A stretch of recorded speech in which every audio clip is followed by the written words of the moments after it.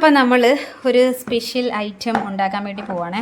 ഇത് കുറച്ച് നാൾ മുമ്പ് കൊണ്ടുവച്ച മാങ്ങയാണ് വീട്ടിലേക്ക്. കാരണം നമ്മുടെ മാവിൽ നിന്ന് കാറ്റൊക്കെ വീശിയപ്പോൾ വീണ മാങ്ങയാണ്. അപ്പം ചെറിയ ചെനത്തെ ഉണ്ടായിരുന്നുള്ളൂ, അത് കാരണമാണ് ഇങ്ങനെ കൊണ്ടുവച്ചത്.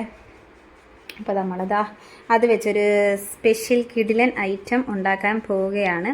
അപ്പോൾ എന്തായാലും നമ്മുടെ അതിൻ്റെ തൊലി എടുത്ത് മാറ്റിയിട്ട് നമ്മൾ പൾപ്പ് മാത്രമേ എടുക്കുന്നുള്ളൂ കേട്ടോ.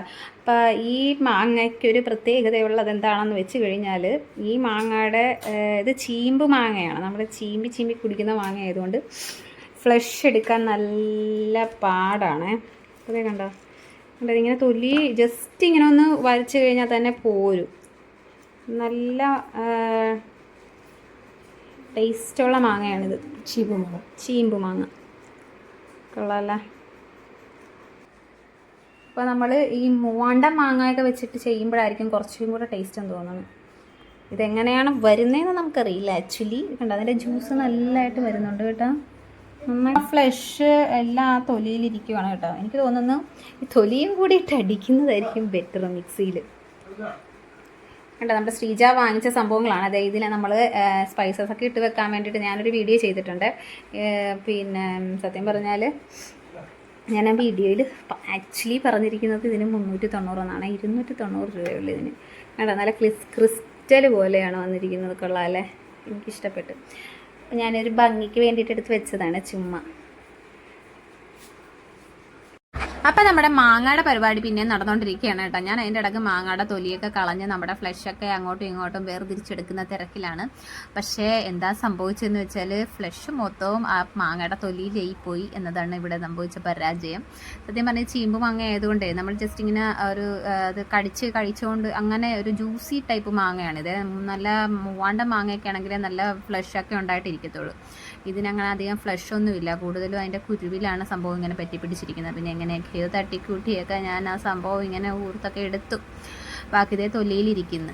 ഇനി എന്ത് ചെയ്യാനാ, ഉള്ളത് വെച്ചൊക്കെ ചെയ്യാമെന്നൊക്കെ വിചാരിച്ചതാ. ഈ ഒരു പരുവത്തിലൊക്കെ വന്നിട്ടുണ്ട്. അപ്പോൾ ഇത് കാണുമ്പോൾ നിങ്ങൾക്ക് മനസ്സിലാവുമായിരിക്കും ഞാൻ എന്താ ഉദ്ദേശിക്കുന്നതെന്ന്. പക്ഷേ നിങ്ങൾ ഉദ്ദേശിക്കുന്ന സംഭവമല്ല ഞാൻ ഉദ്ദേശിക്കുന്നത് ഒരു വെറൈറ്റി ആയിട്ടുള്ള സംഭവമാണ്.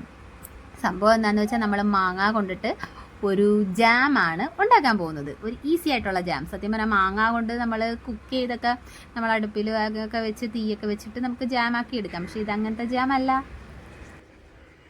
ഇപ്പം നമുക്കിത് കാണാൻ പറ്റുന്നുണ്ടോ എന്ന് എനിക്കറിയത്തില്ല. എനിക്കൊന്നും കാണാൻ പറ്റുന്നില്ല, വെയിൽ കാരണം. കുറച്ച് നേരം വെയിലെത്തിയെന്ന് ഇറങ്ങട്ടതേ.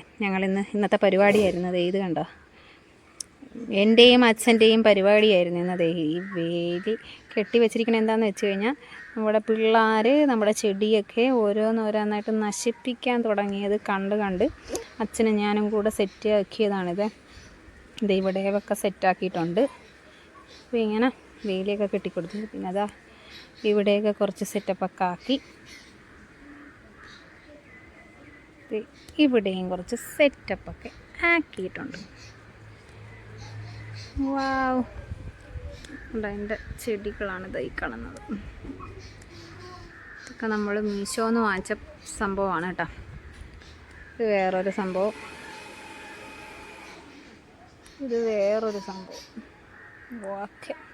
ഓക്കെ മാംഗോ നമ്മൾ ജ്യൂസാക്കി ഗേസ്. അപ്പം നമുക്കത് നമ്മുടെ ഗിലാസിലേക്ക് ഒഴിച്ചെടുക്കാം. നല്ല പതഞ്ഞ് പൊങ്ങിയ ജ്യൂസായി മാറിയിട്ടുണ്ട്. മാങ്ങാ ജ്യൂസ് കണ്ടപ്പോഴത്തേക്കും കൊതി വന്നു ഗൈസ്. ജ്യൂസ് എങ്ങനെ ഉണ്ടോ, കൊള്ളാവാ? ചെടിയെ തൊട്ട് കളിക്കണ്ട. ഇവിടെ രണ്ടെണ്ണം കൂടെ അവിടെ രണ്ടെണ്ണം കൂടെ വേണം. ശിവാൻകുട്ടനും പറഞ്ഞു ഇവിടെ രണ്ടെണ്ണം കൂടെ വേണമെന്ന്. ഇതുപോലെ അവിടെ വെക്കാനാണ് എന്നോട് ചെടി വാങ്ങിക്കാൻ പറഞ്ഞത്. ഇങ്ങനെ വെക്കാനാ അതുപോലെ. അത് നമുക്ക് സെറ്റാക്കാം. ജ്യൂസ് എങ്ങനെ ഉണ്ടെന്ന് പറയടോ. ടേസ്റ്റ് ചെയ്ത് ജ്യൂസ് തീർക്കും ശ്രീജ. ഓക്കെ, കൊള്ളാം. നമ്മുടെ മാംഗോ ജാം ഇവിടെ സെറ്റായിട്ടുണ്ട്. നമ്മൾ പിന്നെ അടുപ്പിലൊന്നും വെക്കാതെ ഡയറക്റ്റായിട്ട് നമ്മൾ ചെയ്ത ജാമാണിത്. ഇത്രയും സെറ്റായിട്ട് വരുമെന്ന് വിചാരിച്ചില്ലല്ലേടോ. നല്ല പെർഫെക്റ്റ് ആയിട്ട് ഇരിപ്പുണ്ട്. ഇത് നമ്മൾ അധികം നേരം ഒന്നും വെക്കേണ്ടി വന്നില്ല. കുറച്ച് നേരം വെച്ചപ്പോൾ തന്നെ സെറ്റായിട്ടുണ്ട് കേട്ടോ. കണ്ടോ, നല്ല കറക്റ്റ് ഒരു ജാമിൻ്റെ ടെക്സ്ചർ തന്നെ വന്നിട്ടുണ്ട് കണ്ടോ. കറക്റ്റ് ഉണ്ടോ. ആ ഒരു നമ്മുടെ ബ്രെഡ് ഉണ്ടായിരുന്നെങ്കിൽ ബ്രെഡിലൊക്കെ തേച്ച് നമുക്ക് കഴിക്കാമായിരുന്നു. സെറ്റായിട്ടുണ്ടല്ലേ. പിന്നെ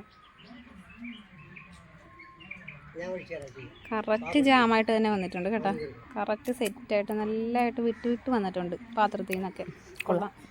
അപ്പം നമ്മുടെ മാങ്ങ വെച്ചിട്ടുള്ള ജാമ ഇഷ്ടപ്പെട്ടവരൊക്കെ ലൈക്ക് ചെയ്യുക, ഷെയർ ചെയ്യുക, സബ്സ്ക്രൈബ് ചെയ്യുക, സപ്പോർട്ട് ചെയ്യുക. മാങ്ങയുടെ സീസൺ തീരുന്നതിന് മുമ്പ് ഇതുപോലെയൊക്കെ മാങ്ങയൊക്കെ പറിച്ച് വെള്ളം ചേർക്കാതെ ഫ്ലഷ് നന്നായിട്ട് അടിച്ച് വെയിലത്ത് വെച്ച് ഇതുപോലെയൊക്കെ ഒന്ന് ട്രൈ ചെയ്ത് നോക്കുക. സൂപ്പർ ആയിരിക്കും.